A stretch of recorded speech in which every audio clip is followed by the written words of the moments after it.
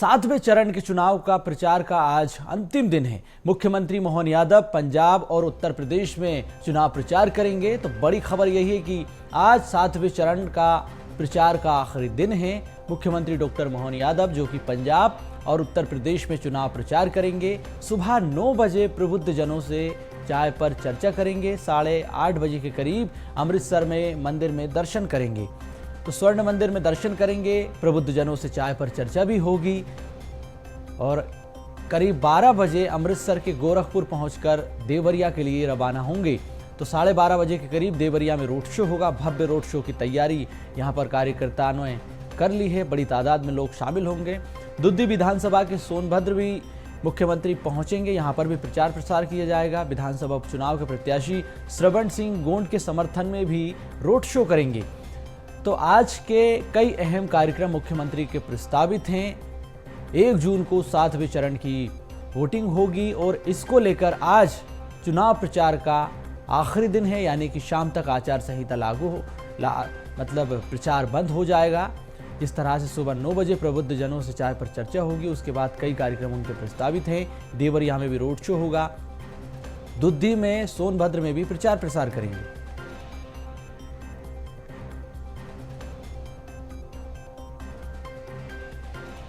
संवाददाता प्रखर जैन हमारे साथ इसी खबर पर ज्यादा जानकारी के साथ लाइव जुड़ चुके हैं।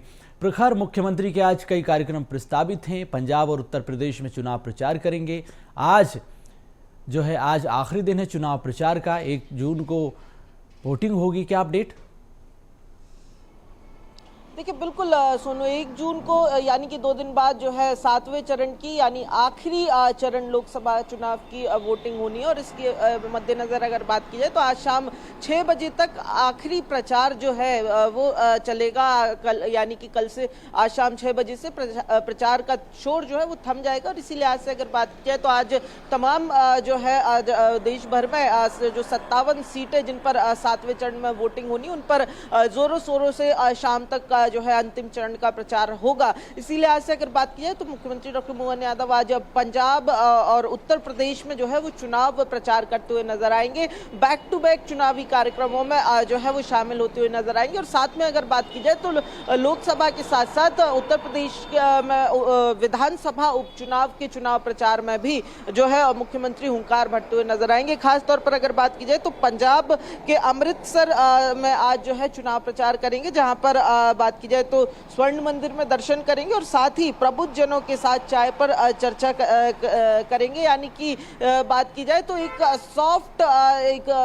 सॉफ्ट अप्रोच के साथ लोगों को, वोटर्स को वो जोड़ने की कोशिश मुख्यमंत्री आज पंजाब में करेंगे। वहीं अगर बात की जाए तो अमृतसर के बाद गोरखपुर और देवरिया पहुंचेंगे मुख्यमंत्री, यानी कि उत्तर प्रदेश पहुंचेंगे, जहां पर देवरिया लोकसभा में रोड शो करेंगे। और साथ में अगर बात की जाए तो दुद्दी विधानसभा की सोनभद्र में उपचुनाव विधानसभा का, उसके लिए रोड शो करते हुए नजर आएंगे। यानी कि आखिरी दौर के प्रचार में दिग्गज अपनी जोर आजमाइश करते हुए आज नजर आएंगे। और खासतौर पर डॉक्टर मोहन यादव, चूंकि दोनों ही राज्यों की अगर बात की जाए तो उत्तर प्रदेश और पंजाब दोनों की ही बात की जाए तो कई मायनों में लगातार डॉक्टर मोहन यादव यहाँ पर चुनाव प्रचार कर रहे हैं। खासतौर पर अगर देखें तो जातीय समीकरणों के आधार पर भी अगर देखें तो लगातार इन राज्यों में, चाहे पंजाब हो, उत्तर प्रदेश हो, बिहार हो या झारखंड हो, इन राज्यों में वो आबादी के अनुसार भी डॉक्टर मोहन यादव को लगातार सक्रिय किया गया है। मध्य प्रदेश के 4 चरणों के चुनाव के बाद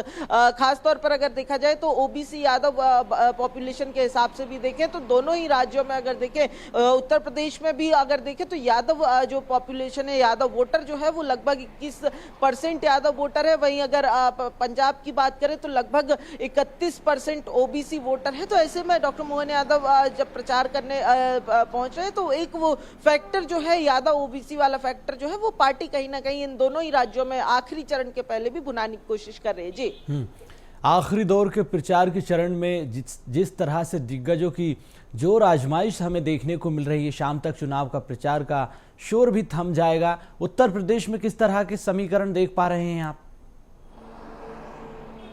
देखिए बिल्कुल बिल्कुल उत्तर प्रदेश की बात की जाए तो उत्तर प्रदेश में हमेशा से ही जो है वो जातिगत राजनीति जो है हावी दिखाई दी है। खास तौर पर अगर देखें तो वहां पर जिस तरीके से नेताओं की भी सक्रियता स्थानीय स्तर पर भी देखने को मिलती है वो जातीय आधार पर अधिक दिखाई देती है। इसी लिहाज से अगर देखा जाए तो इस लोकसभा चुनाव में भी खासतौर पर उत्तर प्रदेश की बात की जाए तो जब पार्टियों ने जमावट की तो इन्हीं तमाम चीजों को खासतौर पर जातिगत आधारों को ध्यान में रखते हुए नेताओं की जमावट भी की गई है। और न केवल उत्तर प्रदेश बल्कि मध्य प्रदेश के 4 चरणों की भी बात की जाए तो यहां पर भी अलग अलग क्षेत्रों में हमने देखा कि जो जमावट है नेताओं की चुनावी प्रचार प्रसार में कहीं ना कहीं जो स्थानीय स्तर के समीकरण है, स्थानीय जातिगत समीकरण है, राजनीतिक समीकरण, उन तमाम समीकरणों को ध्यान में रखते हुए किया गया था। और यही जो है हमें उत्तर प्रदेश में भी देखने को मिलता है, चाहे स्टार प्रचारकों की बात करें, चाहे डॉक्टर मोहन यादव की बात करें या फिर अन्य स्टार प्रचारकों में देखा जाए तो राजनाथ सिंह या फिर तमाम केंद्रीय मंत्रियों की भी बात की जाए तो तमाम नेताओं को स्थानीय समीकरणों के आधार पर ही चुनावी प्रचार प्रसार के मैदान में उतारा जा रहा है। यह हमने पूरी रणनीति इस लोकसभा चुनाव के दौरान भारतीय जनता पार्टी की देखी। साउथ के अंदर भी अगर देखें तो साउथ के अंदर भी कुछ इसी तरीके से भारतीय जनता पार्टी ने रणनीति बनाकर नेताओं को सक्रिय किए था, चाहे शिवराज सिंह चौहान हो या फिर डॉक्टर मोहन यादव भी साउथ के कई राज्यों में हमने देखा, तेलंगाना में देखा, हैदराबाद में देखा, आंध्र प्रदेश में देखा। तो लगातार जो है इन तमाम जो स्थानीय समीकरण है उनके आधार पर खासतौर पर ओबीसी वोटर्स के आधार पर भी अगर देखें तो ओबीसी का भी एक बड़ा जो एक डिसाइडर फैक्टर है वो देश में रहता हुआ नजर आता है। चूंकि अलग अलग राज्यों में भी देखा जाए तो ओबीसी की जो बहुल्य है, ओबीसी की जो पॉपुलेशन है वो लगभग 55% है। तो इसी लिहाज से अगर देखें तो कई सारे समीकरण हैं जो उत्तर प्रदेश में भी इस समय काम कर रहे हैं। इसी लिहाज से अलग अलग सेक्टर में बांटकर जो है वो काम किया जा रहा है और अलग अलग सेक्टर में बांटकर ही अगर हम देखें तो चुनाव प्रचार के लिए दिग्गजों को जो है नेताओं को उतारा जा रहा है। जी, तो अभी मौजूदा दौर में 6 चरण बीत चुके हैं। बीजेपी 270 पार का दावा कर रही है, 400 पार के नारे को छोड़कर। चलिए, बहुत शुक्रिया, आप हमारे साथ बने रहिए। अगली खबर पर हम फिर आपसे बातचीत करेंगे। राजधानी भोपाल से आपको बड़ी खबर बता दें, मतगणना की रणनीति अब बीजेपी बनाने की तैयारी कर रही है। 1 जून को बीजेपी की बड़ी बैठक है। मतगणना की तैयारियों को लेकर ये बैठक हो रही है। एक ही दिन में 3 अलग अलग बैठकें की जाएगी। लोकसभा चुनाव प्रभारी की पहली बैठक है। इसके अलावा चुनाव प्रबंधन की भी दूसरी अलग बैठक होगी, विस्तारकों की भी बैठक होगी। तो जिस तरह से चुनाव परिणाम के पहले बीजेपी सक्रिय हुई है, संगठन सक्रिय हुआ है, चुनाव परिणाम से ठीक पहले जो नेता व्यस्त हैं वो भी अब इस बैठक में वर्चुअली जुड़ेंगे। तो लोकसभा चुनाव को लेकर जिस तरह से बीजेपी सक्रिय है और अब चुनाव प्रबंधन की भी अलग से बैठक हो रही है। इस बैठक में कई महत्वपूर्ण बिंदुओं पर चर्चा की जाएगी। परिणाम से पहले विस्तारकों की भी ये बैठक होगी जिसमें तमाम विस्तारक शामिल होंगे। चुनाव में व्यस्त बीजेपी के नेता भी बैठक में वर्चुअली जुड़ेंगे। प्रखर जैन हमारे साथ लगातार बने हुए हैं। प्रखर, परिणाम से पहले बीजेपी का संगठन सक्रिय हो गया है, विस्तारक सक्रिय हो गए हैं, 3 अलग अलग बैठक हैं जिसमें नेता वर्चुअली भी जुड़ेंगे। मतगणना को लेकर रणनीति बनाई जाएगी।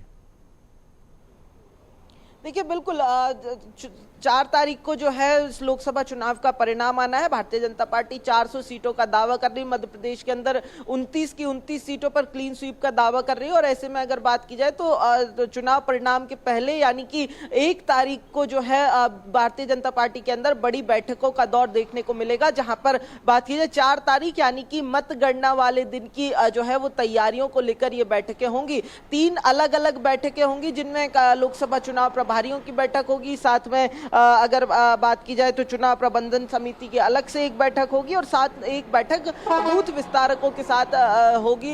यानी कि अगर बात की जाए तो जो रिपोर्ट बीजेपी ने ग्राउंड लेवल से बुलाई थी, विधायकों से बुलाई थी चुनाव की स्थिति को लेकर, उसको भी साथ में रखा जाएगा। उसके अनुसार 4 तारीख यानी कि मतगणना के दिन की तैयारियां की जाएंगी। एक एक बूथ पर एक सक्रिय बीजेपी रहने का दावा कर रही है। ऐसे में मध्य प्रदेश के 4 4 चरणों की बात की जाए तो तमाम सीटों को जीतने का दावा है और इन तमाम दावों के बीच अब 4 तारीख यानी कि मतगणना की तैयारी करने के लिए मैराथन बैठकों का दौर देखने को मिलेगा 1 तारीख को। इसके अलावा अगर बात की जाए तो ये बैठकें में जो है, इन बैठकों में जो है तमाम नेताओं को अनिवार्य रूप से उपस्थित रहने के लिए कहा गया है, यानी कि जो नेता 1 तारीख को यानी कि 1 तारीख को 7वें चरण का मतदान भी है, तो ऐसे में जो नेता बाहर प्रभार वाले क्षेत्र में होगा उन नेताओं को भी जो है इस बैठक में वर्चुअल रूप से उपस्थित रहने के लिए कहा गया है। यानी कि महत्वपूर्ण बैठक होने वाली है। तमाम रणनीतियां जो हैं 4 तारीख को लेकर यानी मतगणना को लेकर बनाई जाएगी।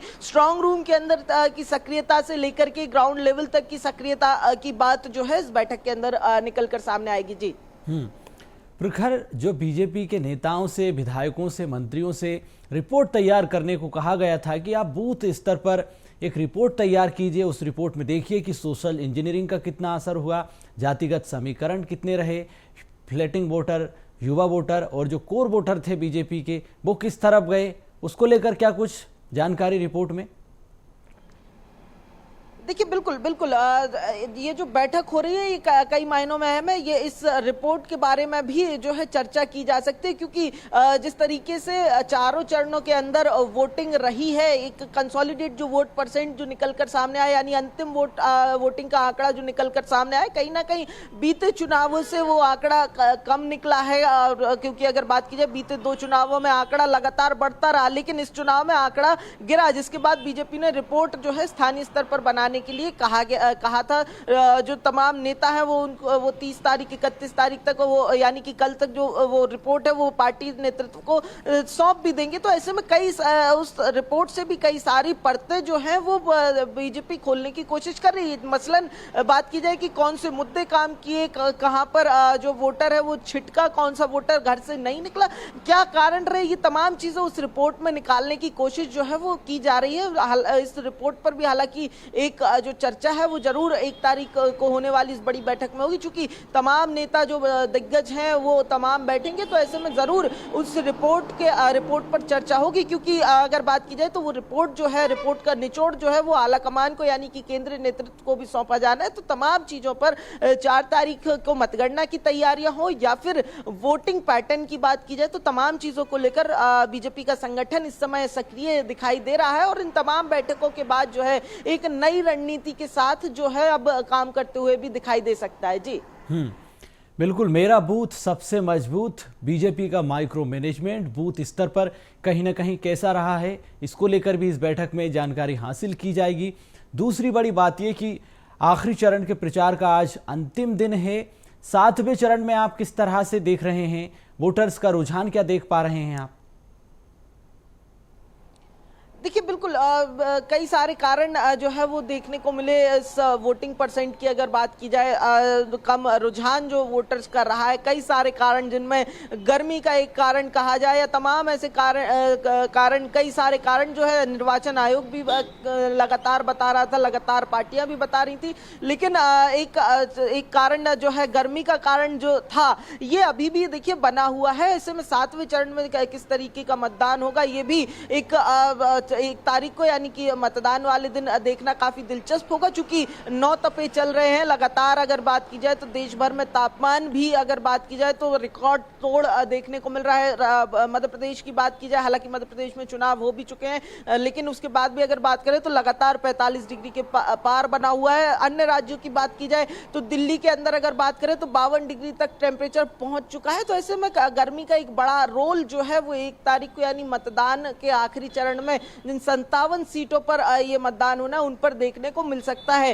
हालांकि जिस तरीके से मौसम के अपडेट्स मिल रहे हैं, मौसम विभाग की अपडेट्स मिल रहे हैं, जो प्री मॉनसून सिस्टम से वो अब एक्टिव होने की भी जो है आशंका जताई जा रही है। तो ऐसे में कहीं ना कहीं 1 तारीख को जो जिस तरीके का मौसम भी बनेगा, वोटर्स का रुझान उस तरीके से देखना काफी दिलचस्प होगा। वहीं दूसरी तरफ दोनों ही पार्टियों की अगर बात की जाए, गठबंधन की बात की जाए, तो अपने अपने वोटर्स को घर से निकालकर पोलिंग बूथ तक ले जाने की तमाम कवायदे तमाम जो राजनीतिक पार्टियां हैं या गठबंधन है वो अपनी तरफ से लगातार कर ही रहे हैं, चाहे चुनाव प्रचार का शोर हो या डोर टू डोर कैंपेन हो, ये तमाम चीजें हो रही हैं। लेकिन अगर बात की जाए तो वोटर्स का रुझान जो है वो 1 तारीख को देखना दिलचस्प होगा, चूंकि न केवल मध्य प्रदेश में वोटिंग कम हुई बल्कि पिछले 6 चरणों में अगर बात की जाए तो बीते चुनाव के तुलना में अगर देखें तो पूरे देश भर के अंदर जो है वोटिंग के आंकड़े में गिरावट तो देखने को मिली है। ये कहीं ना कहीं बड़ी चिंता का विषय भी बना लगातार पार्टियों के लिए भी और निर्वाचन आयोग के लिए भी। हालांकि आखिरी चरण में किस तरीके का वोटिंग पैटर्न देखने मिलेगा ये थोड़ा बिल्कुल प्रखर आप बने रहिए हमारे साथ। तो बीजेपी की आज 3 आपको बताएं कि बैठक को लेकर जो जानकारी निकलकर सामने आ रही, 1 जून को बड़ी बैठक होगी। इस बैठक में कई महत्वपूर्ण बिंदुओं पर चर्चा की जाएगी, जिनमें मतगणना का मुद्दा भी शामिल है।